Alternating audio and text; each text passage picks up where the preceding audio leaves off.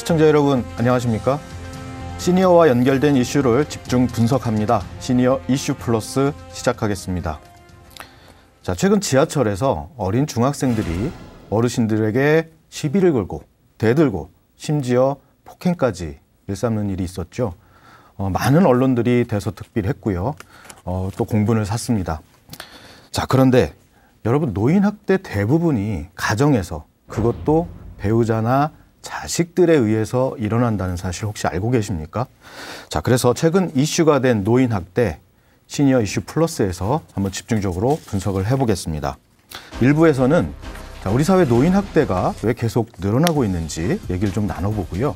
2부에서는 그렇다면 노인학대를 막을 수 있는 방법들은 무엇이 있는지 전문가들과 함께 얘기를 나눠보도록 하겠습니다. 매주 두 분의 전문가를 모시고 함께하고 있습니다. 오늘도 두 분의 전문가 나오셨습니다. 상명대 가족복지학과 교수이시면서 최근에는 국내 최대 노인 학술 단체이시죠. 한국노년학회를 이끌게 됐습니다. 한국노년학회 이금용 회장 나오셨습니다. 고맙습니다. 네, 안녕하세요. 반갑습니다.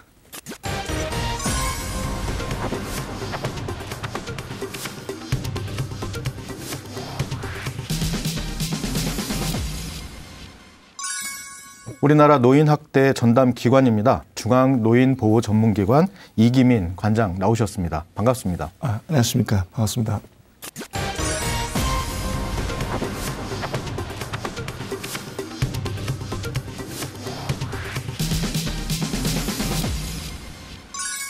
이금용 회장님. 네. 한국노년학회 정말 큰 단체죠. 그렇습니다. 이끌게 되셨는데 소감이 어떠십니까? 네, 23년 전에 제가 애송이 노년학자로 한국노년학회 첫 이제 회원으로 등록을 했는데요. 네. 지금 이렇게 또 회장의 자리를 또 맡게 됐네요. 책임이 막중합니다. 네. 앞으로 어떤 좀 계획하고 계신 일들 잠깐 소개해 주실 수 있을까요? 한국노년학회가 2018년에 40주년을 맞이했습니다. 이제 40주년. 곧 이제 반세기를 향해서 이제 계속 가고 있는 명실공히 이제 전통적인 학술 단체이죠. 그래서 이제 노년학과 관련된 다양한 분야의 이 전공들이 다학제적으로 뭉쳐진 그런 어떤 학술 단체이고요. 방금 사회자님께서 말씀하신 이 노년학과 관련된 최대의 학술 단체입니다. 그래서 이제 학술 활동 이외에도 정책이라든지 혹은 실천 현장과 연계해서 사회적 가치를 지속적으로 창출하는 그런 어떤 학회가 되도록 노력하겠습니다. 큰 역할 기대해 보겠습니다. 감사합니다. 네. 자, 본격적으로 오늘 주제 얘기를 좀 나눠보겠습니다. 자, 이기민 관장님, 노인학대. 이게 뭡니까 도대체? 어떻게 이해를 해야 되는 겁니까? 네, 먼저 이제 노인복지법에 노인학대를 이제 정의하는 내용이 있습니다. 네. 그래서 저희가 신체적 또는 정신적 또는 유기, 방임, 또 경제적 착취 이런 부분에 대해서 어르신들에 대한 그렇게 하시면 안 된다는 그런 노인복지법의 기준이 있는데요. 그중에 이제 신체적 학대 같은 경우는 이제 아무래도 어떤 힘이나 또 물리적인 것을 통해 가지고 신체적이나 정신적으로 어떤 고통을 주는 그런 행위를 좀 말씀드릴 수 있고요. 우리가 흔히 얘기하는 폭행. 네, 그렇죠. 이렇게 생각하면 좋겠죠. 맞습니다. 이렇게 보시면 됩니다. 그리고 또 하나는 이제 저희가 정서적 학대 같은 경우는 이제 어르신들한테 이제 언어적이고도 비언어적으로 어르신들은 모욕감을 준다든지 비난을 한다든지 위협하는 그런 일체의 행위들을 또 그거를 통해서 고통을 유발하는 행위를 보시면 될 것 같습니다. 그래서 정서적 학대를 좀 칭하고 있고요. 또 저희가 이제 이 방임이라는 것도 있죠? 방임도 있습니다. 근데 방임 같은 경우는 저희 어르신들에게 돌봄을 반드시 해야 될 보호자 입장에는 가족이 있는데 불구하고 적절한 의식주를 제공하지 않는다든지 치료를 제공하지 않는다든지 그런 경우에 일체의 행위를 방임으로 얘기하는데요. 여기 이제 자기 방임도 또한 포함됩니다. 이제 자기 스스로 최소한의 어떤 본인에게 의식주나 치료를 조치를 안 하면서 위험에 이르거나 또 사망에 이르는 그런 행위까지도 우리나라에서 이제 저희들은 자기 방임을 또 하고 있고요. 그다음에 저희가 이제 유기 같은 경우는 저희 자체적으로 어르신들 이렇게 버리는 옛날로 따지면 뭐 고려장에 버리는 그런 유기행위도 있고요. 그다음에 성적 학대, 네. 어린이들한테 어떤 성적 수침을 주는 일체의 행위들을 네. 다루는 성적 학대가 있습니다. 그래서 저희가 신체적, 정서적, 성적 학대, 그다음에 경제적 학대가 있습니다. 네. 경제적 학대는 어르신의 어떤 동의 없이 네. 본인들의 어르신들의 어떤 재산이나 네. 자산을 이렇게 착취하는 일체의 행동들을 그걸 이제 경제적 학대라고 얘기하고 있습니다. 어찌 보면 뭐 우리가 살아가면서 상식적으로 자연스럽지 않은 그런 행동들은 다 이제 어르신들에게 어떤 피해가 간다거나 네. 어르신들이 억압받는다거나 네네. 그러면 그런 것들을 다 학대라 생각하면 되겠군요. 네, 굉장히 넓은 범위고요. 그런데 이렇게 그 여러 가지 학대의 종류도 있고요. 최근에 이제 학대가 좀 늘어난다는 통계들이 있습니다. 어떻게 그걸 보고 계신가요? 아무래도 학대는 가족 간의 그 행해지는 네. 것이 많을 수밖에 없습니다. 현재 저희가 나타낸 통계도 그렇고 가족 간의 어떤 돌봄, 네. 부양 부담 네. 또는 이제 그에 따라서 가족 간의 갈등 네. 또는 이제 경제적인 어려움 네. 이런 것들이 이제 노인 학대의 주된 원인으로 계속해서 저희한테 잡히고 있는데요. 특히 어르신들에게 어떤 갈등적 요인들, 지금 가족 간의 갈등도 있고요. 네. 또는 행위자 같은 경우는 아무래도 행위자와의 또 피해 노인 간의 갈등. 행위자라 말씀하시는 것은 가해를 가하는 사람. 네. 그렇죠. 저희가 그냥 행위자를 얘기하는데 네. 가해자를 네. 하시는 분들은 네. 가족 간에 또 아무래도 자녀나 네. 해당되는 분 또 친족이 네. 많이 포함되어 있는데 그런 분들 갈등 관계 구조들이 항상 존재하고 또 요즘에는 뭐 부양이 어떤 생각들이 많이 변화가 있다 보니까 네. 부양 부담에 대한 부분들 네. 이런 것들이 학대의 행위의 원인으로 네. 지금 제공되는 부분이 있습니다. 그러시군요. 그렇다면 회장님, 학계에서는 이 노인 학대를 어떻게 분류하고 정의를 하고 있습니까? 예, 그 이기민 관장님께서 노인 학대 유형에 대해서 잘 설명을 해주셨는데요. 사실은 이 노인 학대가 1970년도에 네. 서구 사회에서 이제 가정 폭력의 일환으로 이제 이 사회 문제가 이제 커지니까 이제 노인 학대에 이제 주목받기 시작을 했습니다. 그렇게 오래된 일은 아니고요. 아, 그렇습니다. 예, 그래서 이제 초기에는요. 신체적, 언어적, 그다음에 심리적, 재정적인 학대만이 이제 이 노인 학대 쪽으로 이제 분류가 됐고요. 네. 심지어는 그 학대 행위자, 이게 가해자죠. 네. 가해자를 가족이나 친척 혹은 특별한 관계가 있는 사람으로 네. 이제 국한하는 네. 그런 어떤 정의를 갖고 있습니다. 네. 그러다가 이제 점차 방임이나 유기, 그다음에 성적 학대, 네. 그다음에 자기 방임 이런 쪽이 이제 추가적으로 포함이 되기 시작을 했죠.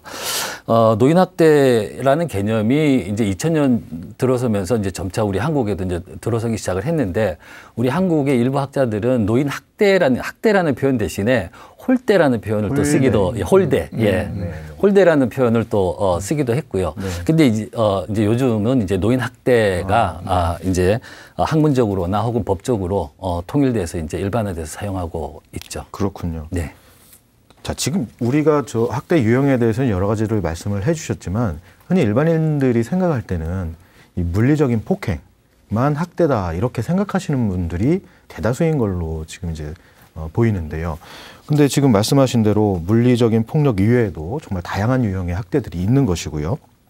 그런데 문제는 이 학대 유형이 복합적으로 가해진다는 게 문제 아니겠습니까, 회장님? 그렇죠. 이게 이제 이른바 중복 학대 이렇게 얘기하기도 하는데 그 어떻게 이거는 또 견해를 가지고 계신지요? 그렇습니다. 사실 매년 중앙 노인보호 전문기관에서 노인 학대 현황 보고서를 이제 발간을 하거든요. 네. 거기에서 보면 노인 학대의 어떤 개별 유형별의 어떤 이 통계들이 쭉 나와 있습니다. 네. 근데 이제 현실적으로 보면 우리가 그냥 상식적으로 생각해도 정서적인 학대와 신체적인 학대가 같이 갈 경우가 많고요. 네. 그다음에 아까 경제적 학대 말씀하셨잖아요. 이제 금전적으로 이제 편취하는 부분인데 그럴 경우 이제 노인들을 뭐 감금하거나 유기하거나 네. 뭐 방임하는 뭐 이런 어떤 상황하고 같이 경제적 학대가 같이 이제 이어지는 경우가 많다라는 거죠. 그렇죠. 이제 그런 경우가 또 이제 이른바 이제 중복 학대라고 얘기할 수 있고요. 근데 이걸 딱히 또 이제 중복 학대라고 보기는 또 어려운 건데 어떤 상황이 있냐면 지속적인 정서적인 학대가 나중에 이제 이게 신체적 학대로까지 이어질 수 있는 거고요. 네. 그다음에 이 신체적 혹은 이 정서적인 학대를 당하면서 이제 스스로가 이 삶의 의지를 놓아버리는 네. 자기 방임으로 또 이어지는 또 이런 어떤 상황입니다. 네. 그래서 학대의 유형이 서로의 어떤 원인이 되는 상황들. 사실 이런 것들도 우리가 현장에서도 조금 깊이 생각을 해야 되고 학계에서도 좀 이런 부분들은 연구할 필요가 있겠습니다. 일단 학대를 당하는 분 입장에서는 이게 유형이 중요한 게 아니고 어쨌든 여러 가지 복합적인 불편한 상황 그리고 힘든 상황이 고통스러운 상황이 나에게 전달되고 있다는 것 그렇죠. 이게 중요한 것이고 이렇게 중복적으로 가해지는 학대 이게 또 길어지면 기간이 길어지면 또 어르신들에게는 상당히 위험한 요소 아니겠습니까? 그렇습니다. 네. 예. 자, 이 여러 가지 학대들 중에서도 우리 시청자분들께서 생각하실 때 어떤 것이 더 중요하다 뭐 이렇게 생각하실 수도 있겠으나 지금 말씀드린 것처럼 학대를 당하는 어르신들의 입장에서는 이 여러 가지 복합된 상황 이런 상황들이 정말 고통스럽고 힘든 과정이라는 것 좀 이해를 해주셨으면 좋겠고요. 이기민 관장님, 그 가족에 의해서 학대가 가장 많이 발생한다 이렇게 말씀을 하셨는데 최근에는 어떤 그 특성들이 좀 나오고 있습니까? 그 가족 저희 전체 학대가 작년 2019년에 그러니까 작년에 저희가 올해 이제 2020년께 나오니까 그 2019년 걸 말씀드린다면 기존에 저희가 신고 건수가 한 16,071건 됩니다. 네. 네, 그 중에서 이제 저희 학대로 판정받은 게 5,243건 정도 되는데요. 네. 그 중에서 이제 가정이 이제 85%를 차지합니다. 신고가 됐다고 그래서 다 학대로 판정되는 건 아니고요. 그렇지 않습니다. 네. 신고 내용 중에서는 이제 그것이 이제 저희 기준에 학대 판정의 어떤 지표가 있습니다. 대표적인 행위들이나 그런 지표가 이제 맞을 경우에 저희가 그거를 학대 판정을 하게 될 수가 있는데 판정을 하는군요. 네네. 그러다 보면 거기에 이제 최종적으로 나오는데 아무래도 이 가정의 학대가 저희 전체 학대의 85% 차지하다 보니까 그 행위자, 아까 가해자, 그러니까 행위자죠. 행위자고 저희 입장에는 아들이 좀 제일 많고. 아, 요즘 그렇습니까? 네, 아들이 상당히 많고. 그 다음에 배우자. 그러니까 노인 부부 간의 이제 세대들이 늘어나던 것 같아요. 그래서 노인 배우자가 거의 60%를 차지하는 그런 상황입니다. 그래서 그 가정 내 학대에서는 저희가 아들과 배우자 된 부분들을 저희가 많이 보고 있고요. 또 이제 가정 내 이제 발굴하기 어려운 부분이 가정에 대해서 단순한 가정사로 바라보는 경우가 있습니다. 단순한 가정사로 바라봐서 그러다 보니까 또 학대를 받으시는 피해자 입장에서도 가족 간의 처벌을 또 원치 않을 수밖에 없고 그럴 수도 있겠네요. 그러다 보니까 저희가 노인학대의 어떤 발굴하는 데는 상당히 좀 어려우고 또 은폐하기가 좀 그 쉬운 그런 가능성이 좀 있다고 볼 수 있어요. 저도 그런 어르신 뵌 적이 있어요. 그 아드님이 이제 술을 마시면 이제 좀 폭력성이 나오는데 어르신 그렇게 고통스러운 시간을 보내시면서도 내가 잘못 키워서 그렇다. 나의 잘못이다 그러면서 계속 감내하시는 그런 상황을 말씀하시는 것 같습니다. 자, 이금용 회장님, 기인병에 효자 없다고 그랬습니다. 그래서 이제 여러 가지 지금 학대 요인들 나오고 있지만 왜 가족이 학대 가해자가 되는 비율이 높을까? 이건 또 이제 학문적으로도 다른 얘기가 또 여러 가지 그 경우의 수가 있으니까 다른 얘기들이 또 나올 수도 있을 것 같아요. 그렇죠. 이제 이런 얘기가 나오면 얘기가 조금 지겨워질 수도 있는데, 지루해질 수도 있는데요. 한번 그렇죠. 재밌게 한번 풀어보겠습니다. 예. 우리가 일반적으로 이제 노년기가 되면 누구나 피해갈 수 없는 4가지 고통이 있다고 얘기를 해요. 사고. 예, 사고죠. 그래서 이제 경제적인 빈곤의 문제, 그다음 건강 악화, 그다음에 소외나 외로움에 대한 거, 그다음에 마지막으로 이제 무위라고 하죠. 할 일이 없다. 우리는 또 다른 말로 이제 역할 상실이라고 또 얘기를 하기도 하는데요. 특히나 이 빈곤의 문제와 건강 악화는 주변 사람들에게 의존할 수밖에 없는 그런 어떤 상황인 거죠. 근데 여기서 말하는 주변이라는 게 누가 되겠습니까? 가족일 수밖에 없는 거죠. 그래서 이런 의존성이 증가하면 증가할수록 이제 부담이 되는 거죠. 그래서 이제 긴병이 효자 없다라는 부분들이 결국은 부양에 대한 부담감이 스트레스로 작용하고 그 결과 이제 노인 학대로 이어진다라고 하는 거. 즉 노인의 의존성이라는 상황이 학대를 만든다라는 그래서 이제 학문적으로는 상황 모델이라고 얘기를 하기도 합니다. 근데 가만히 생각해 보면 그럼 노인 학대는 결국은 원인 제공을 노인이 했네? 라는 설명이 되는 거죠. 네. 그래서 이제 또 다른 어떤 설명으로는요. 이런 의존성을 노인이 진짜 제공을 했을까? 그게 아니다. 네. 우리 사회 제도나 구조가 이런 어떤 의존성을 나타나게끔 했다라고 얘기를 하는 것이 이 사회 경제적인 관점이 되겠습니다. 네. 예를 들어서 한번 볼게요. 우리가 이제 그 연금 제도와 같이 사회보장 제도가 잘 돼 있으면 우리가 은퇴한 이후에도 그죠? 뭐 경제적인 어려움 없이 어느 정도는 잘 살아갈 수가 있겠죠. 아까 노인 학대의 의존성에서 제가 말씀드린 게 경제적 빈곤을 말씀드렸잖아요. 이런 원인들이 국가의 어떤 이 보장 제도가 잘 되면 어느 정도 감소가 되겠죠. 그러면 이제 노인 학대의 어떤 상황들이 줄어들 수가 있고요. 그다음에 이제 건강보장에 대한 부분입니다. 우리나라 같은 경우는 장기요양보험이라든지 혹은 그 치매 국가 책임제 같은 거 있잖아요. 이런 식으로 해서 건강보장이 또 잘 이루어지면 내 건강이 좀 악화된다 하더라도 국가나 주변에서 이런 어떤 노인에 대한 의존성을 보완해 줄 수 있으니까 당연히 뭡니까? 김병의 효자 없다에서 다른 사람이 할 수가 있는 거죠. 근데 여기서 하나만 짚고 넘어갈게. 김병의 효자 없다라는 건요. 노인의 이런 의존성 혹은 노인의 부양을 가족이 책임져야 된다라는 전제가 깔려 있습니다. 그렇잖아요. 그래서 이런 어떤 이 가족만이 오롯이 노인의 부양을 책임지는 그런 어떤 인식에서 벗어나서 국가와 가족과 그다음에 우리 시민사회가 함께 노인의 어떤 부양에 대해서 조금 같이 협력하는 그런 사회가 될 필요가 있겠습니다. 그런 차원에서 노인 장기요양보험, 그다음에 기초연금 지급되는 것으로 저는 이해를 하고 있는데요. 예. 자, 그런데 회장님 말씀하신 김에 제가 한 가지만 더 여쭙게요. 젊은 사람들은 학대라는 사실을 빨리 깨달을 수 있을지도 모르겠어요. 내가 하는 행동이 학대다. 그런데 저도 보면 어르신들은 이게 학대인가 무디게 이렇게 느끼시기 때문에 정작 학대를 받는 어르신들이 이게 학대인지도 모르고 넘어가는 그런 상황이 또 문제가 될 수 있을 것 같습니다. 네. 어떻게 보십니까? 또 이제 조금 어려운 용어 좀 사용할게요. 죄송합니다. 상황정의라고 있습니다. 이 상황을 내가 어떻게 정의하느냐에 따라서 내 반응이 달라지거든요. 재밌는 예로 우리가 이 산암인려의 어떤 상황을 생각해 봅시다. 그럼 내가 산암인려를 가진 부모예요. 그러면 1960년대 같은 경우는 어이구 유복한 가정이네요 라고 얘기를 할 겁니다. 아들 넷에 또 그저 딸 또 한 명 있으니까. 근데 요게 이제 70년대로 넘어가면 이 가족 정책이 또 되는 거죠. 산하 제한이 되는 거죠. 이 똑같은 산암인려인데 이제 이 정책에 반하는 상황이 되는 거죠. 그러다가 이제 저출산이 이제 초저출산 사회에 접어드니까 산암인려를 가진 가정은 이제 애국자가 되는 겁니다. 그렇죠. 자, 보세요. 똑같은 산암인려라는 상황이 있죠. 하지만 시대에 따라서 그것을 우리가 어떻게 인식하느냐에 따라서 상황이 달라진다라는 겁니다.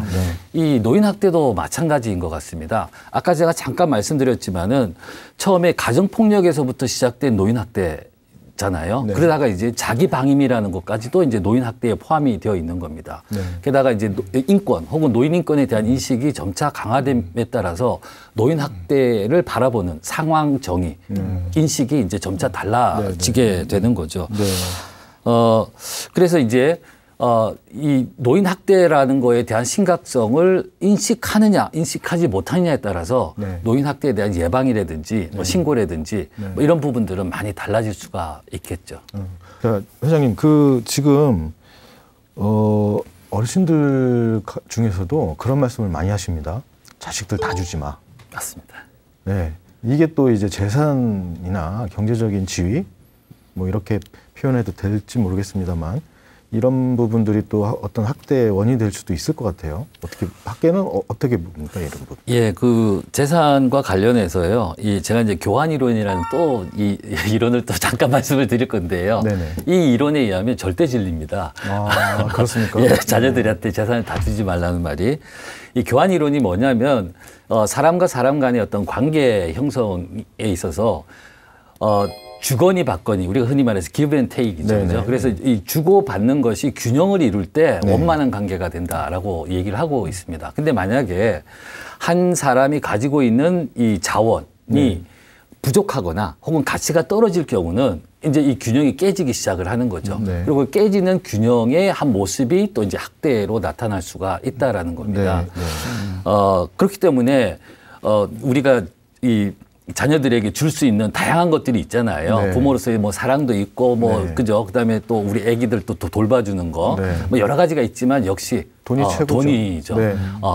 아직도 부모님이 나한테 물려줄 유산이라는 게 자원이라는 게 있다라고 한다면 그만큼의 어떤 존중, 리스펙트, 그죠? 뭐 이런 것들이 오기 때문에 학대가 발생할 가능성은 좀 낮지 않을까. 그리고 그 반대의 케이스 같은 경우는 역시 학대가 발생할 경우가 또 높아진다라고 얘기할 수가 있겠습니다. 혹시 수중에 혹시 돈이 좀 있으신 어르신들 교환 이론 명심하셨으면 좋겠습니다.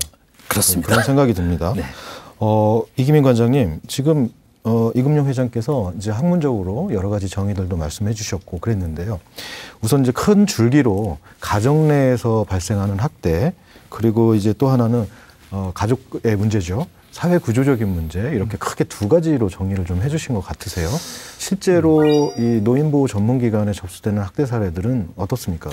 교수님이 지적한 대로 그 이론적인 그런 그 자원에 대한 부분은 쪽이 잘 나타난다고 보시면 될 것 같아요.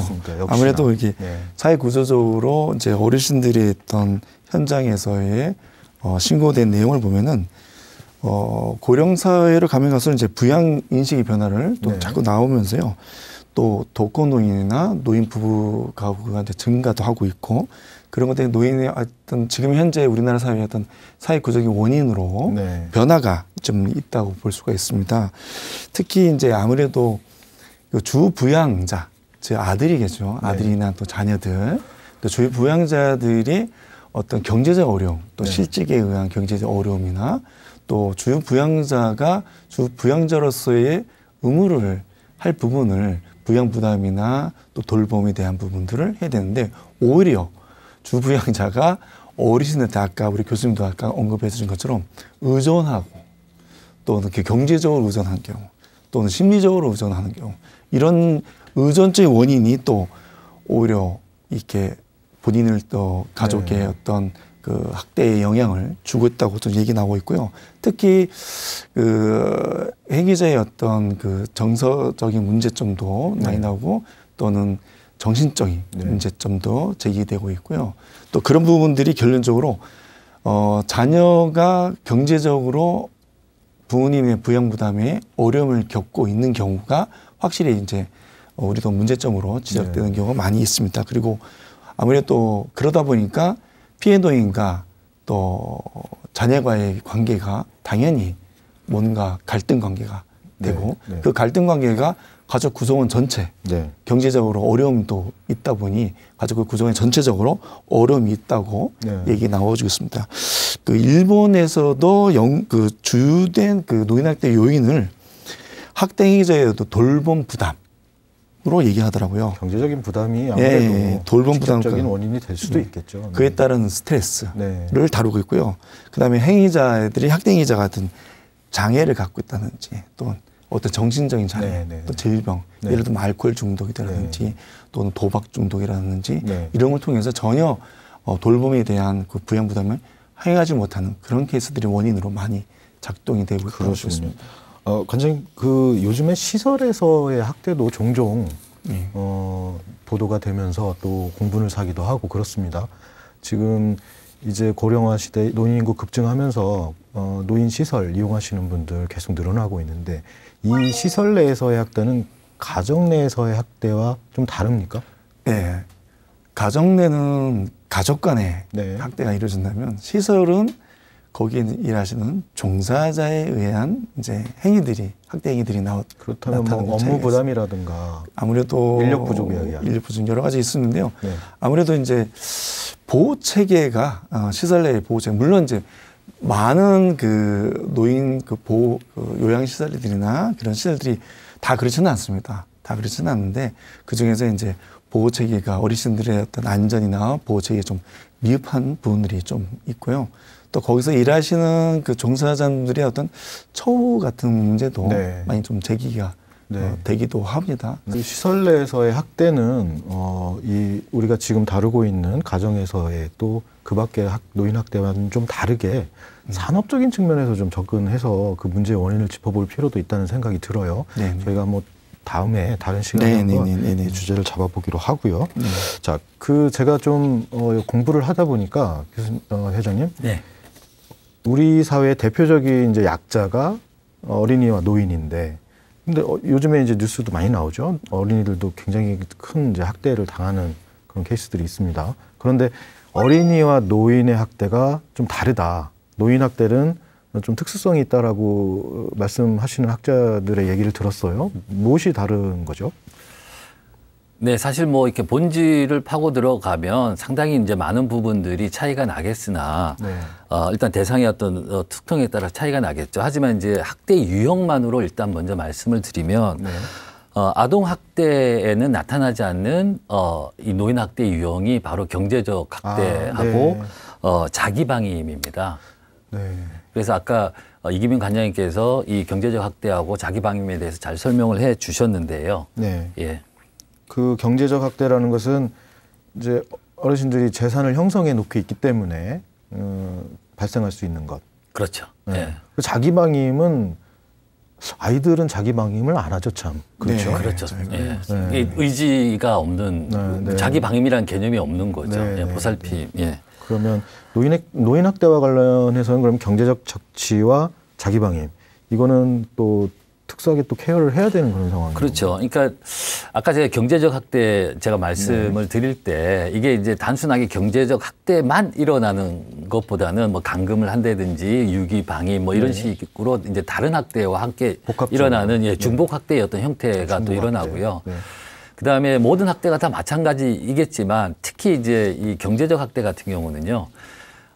주로 이제 가족이나 이렇게 특별한 지인들 있죠. 이런 분들의 배신이죠. 우리 흔히 말하는 뒤통수 친다 뭐 이런 표현 있잖아요. 네. 이런 것들에 의해서 또 일어나는 경우가 또 있는 거죠. 그래서 이 돈을 편취당한다라는 그 고통도 중요하지만 이 정말 내가 믿었던 사람의 배신을 당한다라는 그런 어떤 이 심리적인 고통 이런 것들도 상당히 우리가 이제 생각을 해봐야 되는 부분이고요.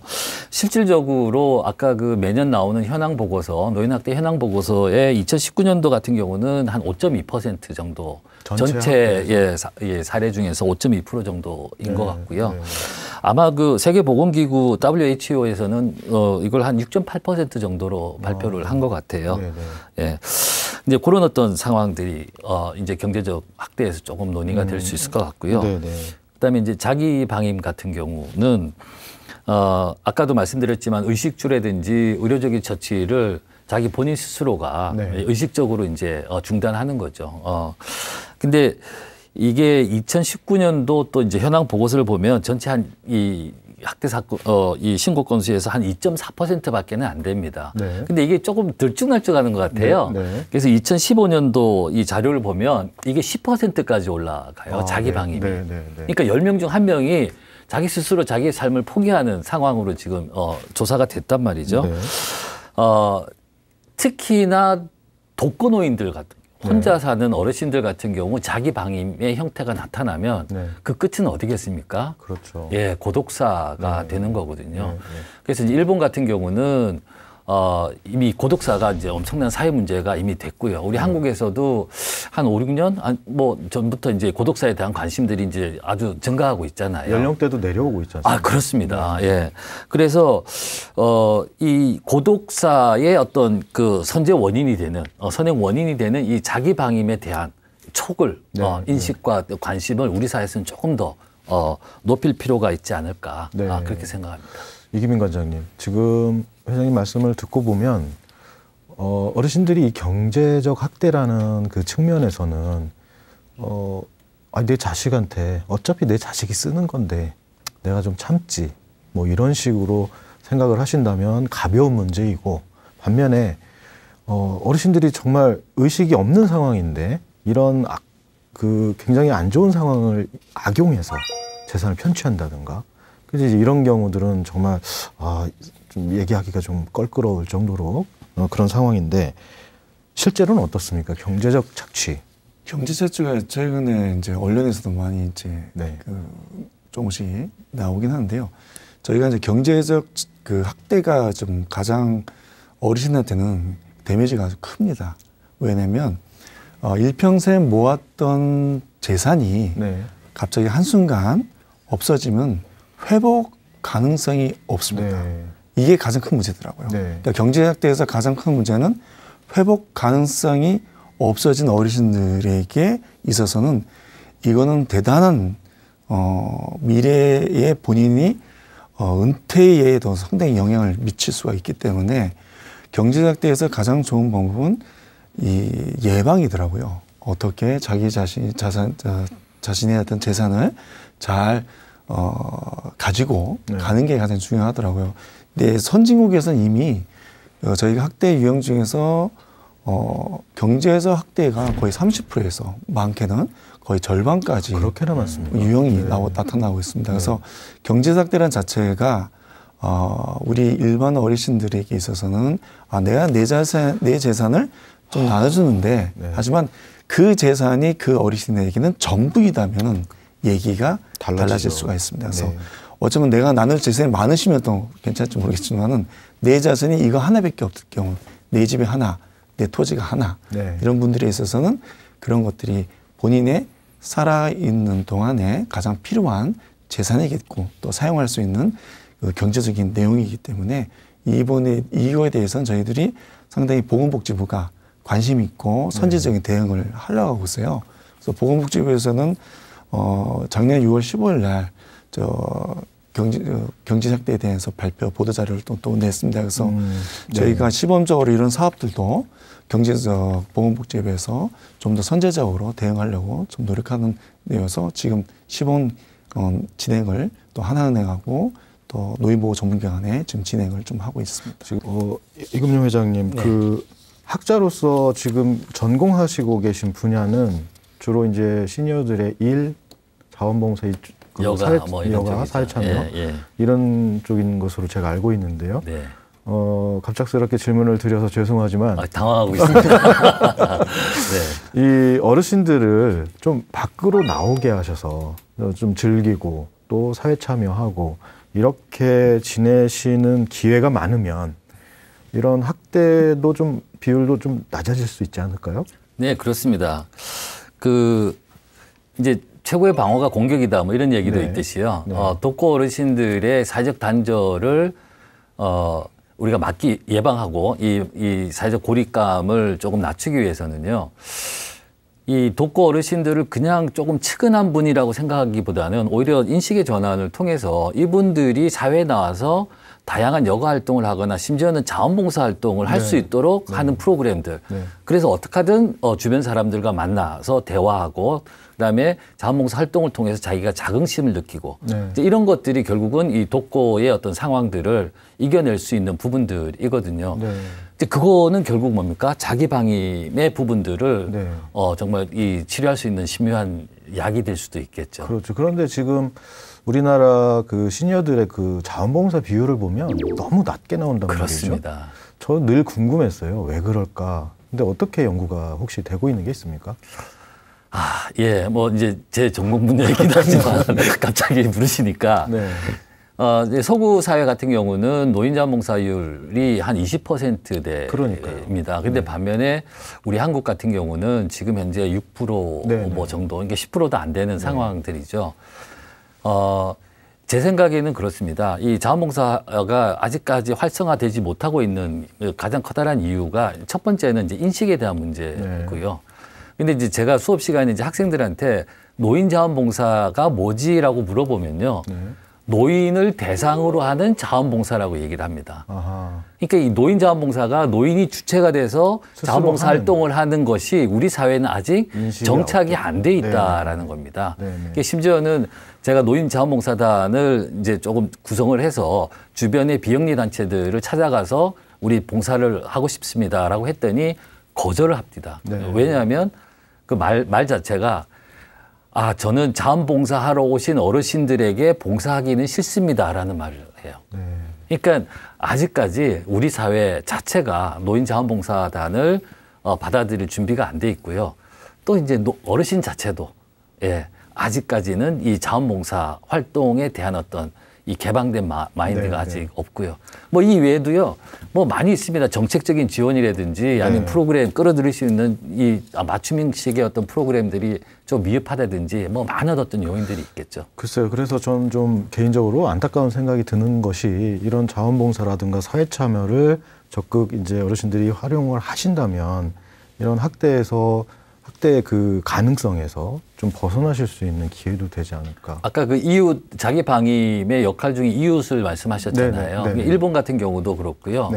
뭐 자경단 뭐 이런 것처럼 스스로 우리 지역을 돌아다니면서 독거 어르신들의 집들을 일일이 이제 방문을 하거나 자원봉사단이요. 이제 그걸 통해서 이제 고독사를 예방하거나 자기 방임에 대한 부분들을 예방할 수 있는 그런 것들도 이 자원봉사 활동으로 충분히 우리가 할 수가 있겠죠. 그렇군요.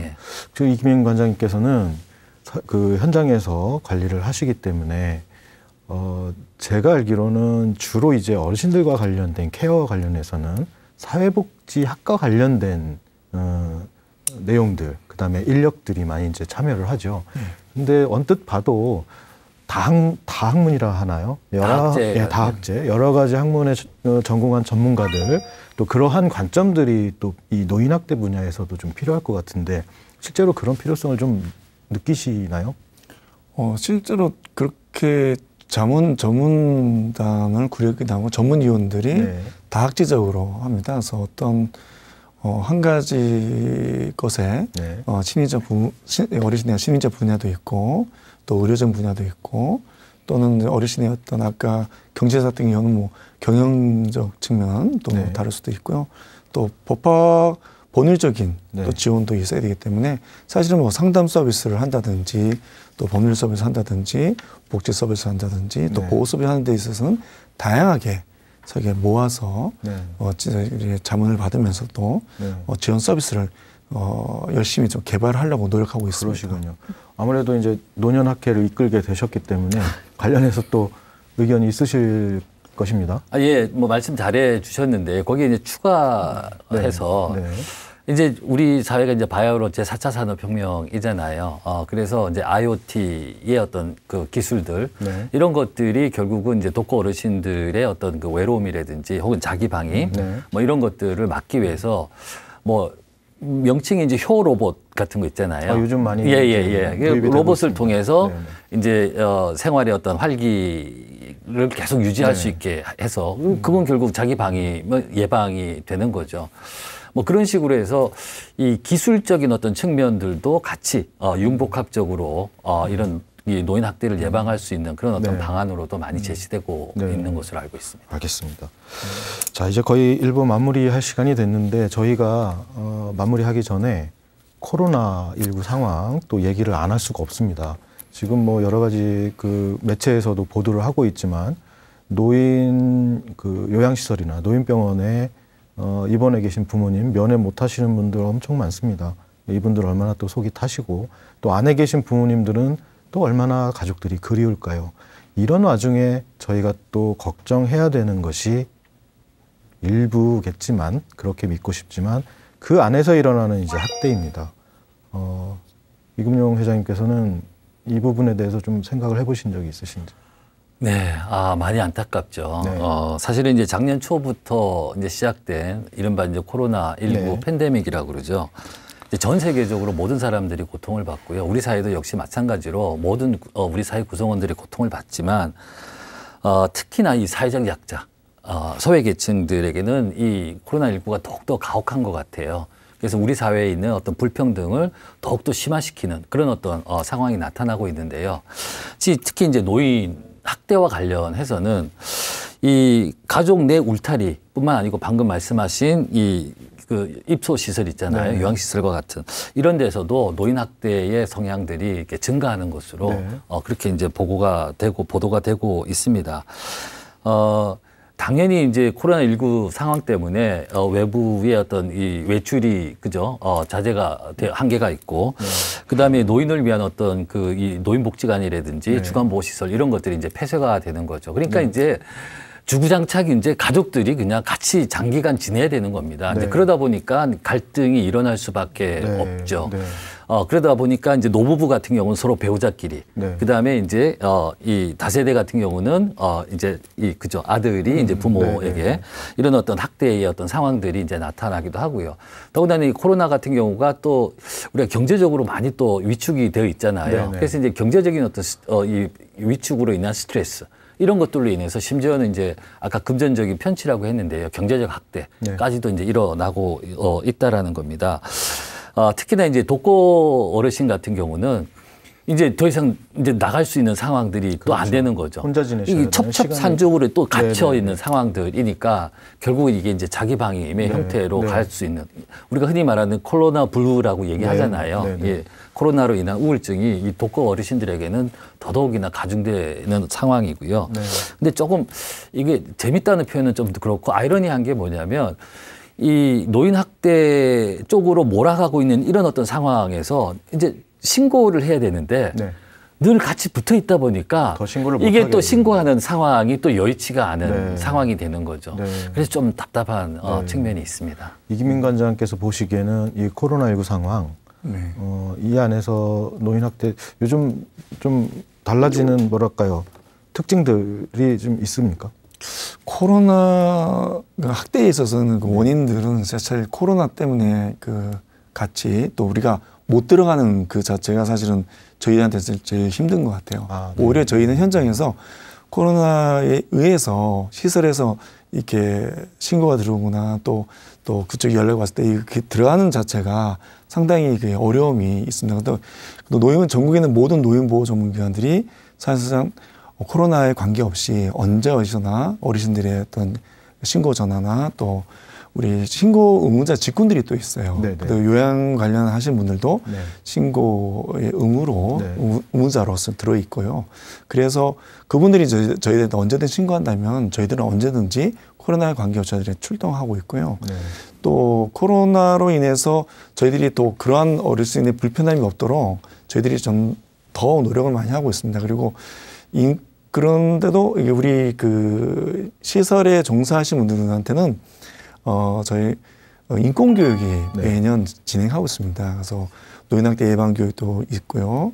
또 인권교육을 또 이수해야 됩니다. 현재도 인권교육 지금은 좀 중단되거나 그렇지 않습니까? 아니, 전혀 중단됩니다. 계속 하고 있습니다. 온라인으로 또는 계속 진행하고 있고요. 그래서 종사 즉 이제 사회복 시설이나 또 제가 요양실에서 근무하는 분들은 반드시 노인 학대 예방 교육이나 그다음에 인권 교육을 듣기 때문에 저희가 이런 코로나 과정 속에서도 저희들 항상 요양지 계신 분들은 이런 교육받게 하고 저희들 또한 언제 어디서나 어르신들의 어떤 위험이 있다면은 저희들이 항상 준비하고 대기하고 출동하려고 생각하고 있습니다. 시청자 여러분 어떻게 보셨습니까? 이 노인 학대 어감도 참 좋지 않고요. 지금까지 두 분 다 설명을 해주셨지만 내용도 좋지 않습니다. 그런데 우리 주변에서 참 많이 일어나는 아주 흔한 일이라는 것이 더 큰 문제가 되겠습니다. 우리가 지금까지 여러 가지 학대의 원인들을 얘기를 했지만 결국은 우리의 삶이 팍팍해지고 또 자식들이 또 자녀들이 여러 가지 어려움에 하게 되면 이런 학대 발생률 또 더 높아지는 것이 아닌가 이런 얘기도 해봤고요. 사회 구조적으로 여러 가지 제도적인 문제들도 있을 겁니다. 우리가 2부에서는 그렇다면 과연 이 노인 학대를 어떻게 막을 수 있는지 예방할 수 있는지 조금 더 줄일 수 있는 방법들 심도 있게 얘기를 나눠보도록 하겠습니다. 지금까지 두 분 모시고 노인 학대 왜 이렇게 증가하는가 원인에 대해서 말씀 나눴습니다. 2부에서 또 말씀 나누겠습니다. 시청자 여러분 감사합니다.